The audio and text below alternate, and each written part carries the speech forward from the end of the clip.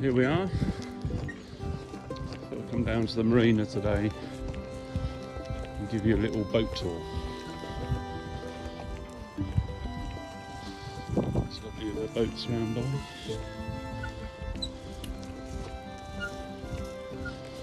And here we are. Summer Dream.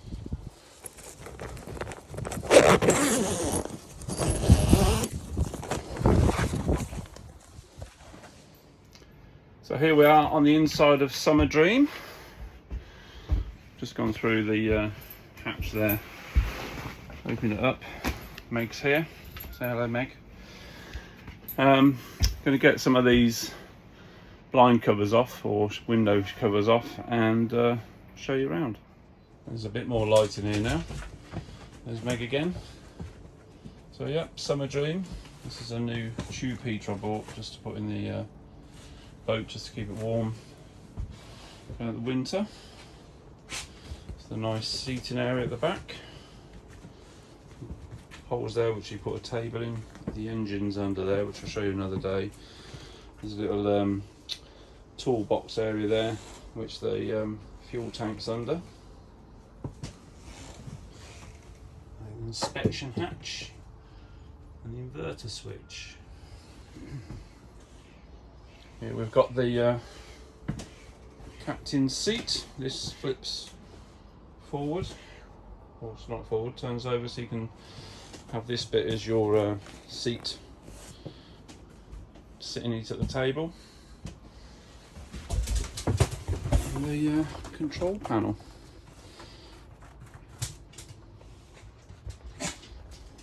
I'll show you all of these working at some point. This is the chart cover, anti-slip matting, which we changed. It was black, but we changed it to white just because it looked nicer. So let's go below decks and I'll show you that.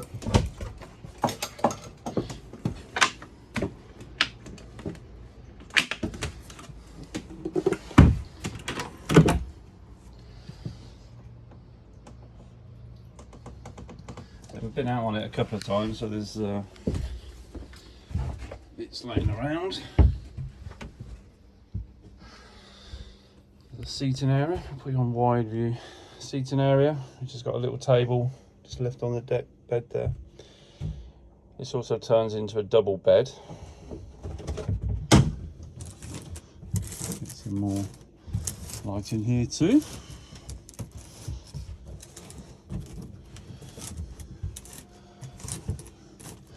Got 12-volt fridge there, which should have a couple of bits in it. Some probably gone off milk, which I brought some fresh stuff down. Storage cupboard under there.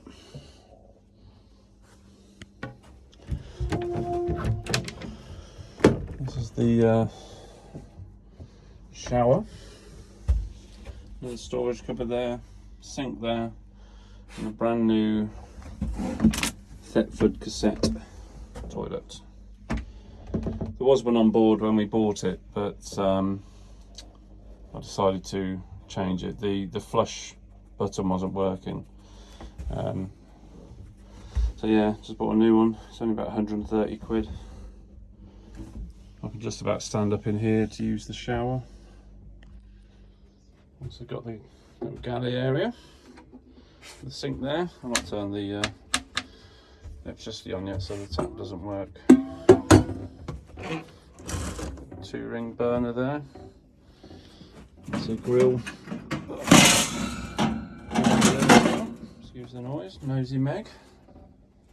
There's no bacon. So we'll get that going in a little while. A couple of drawers which we've already got some stuff in. Yes, I did have some wine one evening. Another drawer there, we've just put some plates and things. And again, a nosy spaniel. Another little cupboard. We've housed a few essentials like tea bags, books, cups, batteries. So all in all, very exciting. Just behind me you can see the CO2 alarm and also the smoke alarm. That was the only thing that came up on the survey. He said he didn't have a CO2 alarm, so we bought one of those from B&Q, which was about 20 quid. Yeah, she's good. I'll show you the view out the window. Some of the other boats on the marina.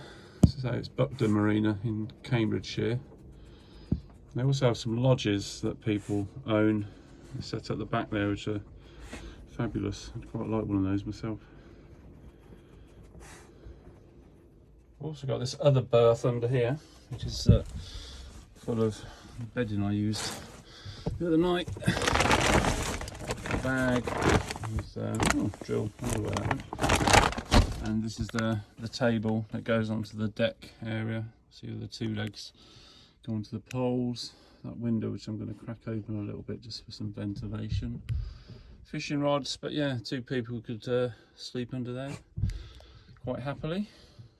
Or a spaniel. Meg, do you like that? Is that your bedroom? So the hat's come off. Hair needs coming desperately.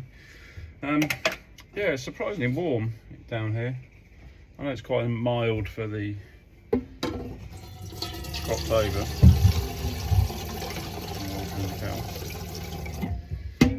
But it's lovely.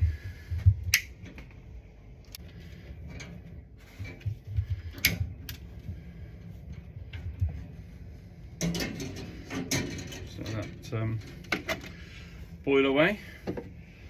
So why did I buy this boat?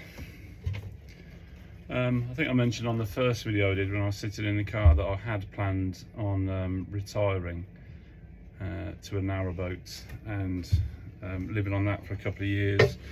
Not doing all the cruising as a lot of the narrowboaters do, cruising all of the network, because I've got family, got children with young kids. I've got a partner living in Huntingdon, so it just wasn't going to work for me.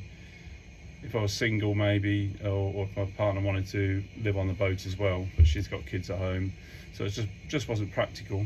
I wanted a boat, and I suppose the compromise was to get something we could enjoy as families and go out on up and down the river. Probably, you know, a different experience to narrowboating, living on it 24/7, but yeah, it's fun. It's so October now. The boat's going to come out of the water in November for the hull to dry out, and then next spring I can anti-foul it, jet wash it all off and anti-foul, and then we can have a nice spring, summer, autumn cruising around the rivers of Cambridgeshire.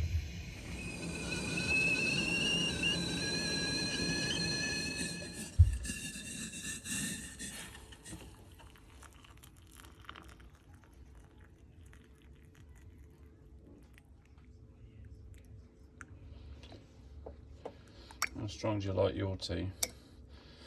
This is unusual for me because I'm a bit weird and I always put the milk in first, but not today. We have tea. Those who are good at noticing things may notice that I've changed my glasses. I picked up some varifocals this week, 2 days ago, 3 days ago. I'm still getting used to them. My long distance isn't too bad, but these do make things so much sharper. But I definitely need them breeding, and my other ones are just for long vision, and that's weird. I thought we'd give you a few details of the boat costs so far. It could be quite interesting. I've seen loads and loads of videos on canal boats, but when I was looking around to buy a river cruiser stroke sea cruiser type boat, I couldn't really find much. There was a couple of videos, but nothing like the canal ones where people told you the costs involved and the pitfalls and what to look out for. So the boat, I think it was advertised for 22,500. I did do a video when I had the survey done, but it's gone from my phone I swapped phones shortly after the survey, and I think I lost that video. So the boat was up for about 22.5. I put in an offer for 19.5, I think it was. That was declined, so it was accepted on for 20,000. I had a survey which cost £350, but as part of that survey you have to pay a lift out fee which was £200. The insurance for the boat for the year, fully comp, is £226. As part of the agreement for the purchase, there was an offer on the mooring, so I've got the first year's mooring 50% off, so that's only £878 this year, which is good. The EA license, that's so far it's free. The previous keepers paid for the license, and still that's still in good standing, so I haven't paid that for next year. And fuel costs, I put in 121 litres just before the fuel shortage, and that came to £193.93. So we're going to see how long that lasts.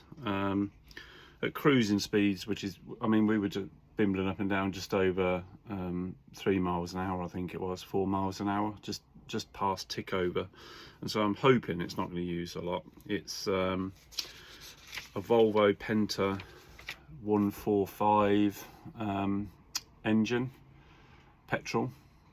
Everyone said don't get a petrol, but I just fell in love with the boat, and you know, that's one thing we'll have to look at, but I'm not too worried about the costs of fuel. It's enjoyment and the quality of life that's going to give me. Meg's just joined me. So, hello, Meg. Hello. She's never more than a few feet away from me. I've had her since she was 8 weeks old, on just after my 50th birthday. Working from home quite a lot as well, so she's always there, bless her. So yeah, I mean, I know nothing about boats. I know very little about engines, although I did change a cylinder head gasket back in the 80s on my mate Greg's what was it, Vauxhall Corsa? Not Vauxhall Corsa, Viva. Oh, here she is. So that was my extensive knowledge of engines. I do know a few people who have got boats, so hopefully if there's any problems I'll be able to get help from them. But apart from that, yeah, this year's, I'm not going to do many videos obviously because the boat's coming out in November. I will do something when I clean the hull off and attempt to do the anti-fouling myself, which hopefully won't be too taxing. But yeah, I'll show you around the outside of the boat and the engine on another video before she does go up. But I think for now there's only so much I can say about the inside. I love it. It's going to be great fun next year, and yeah, can't wait. And I hope you'll join me. I've got to do that thing they do on YouTube. You click the subscribe button, give me the thumbs up, and I'll hopefully boost my followers from 3 to 6. Bye for now.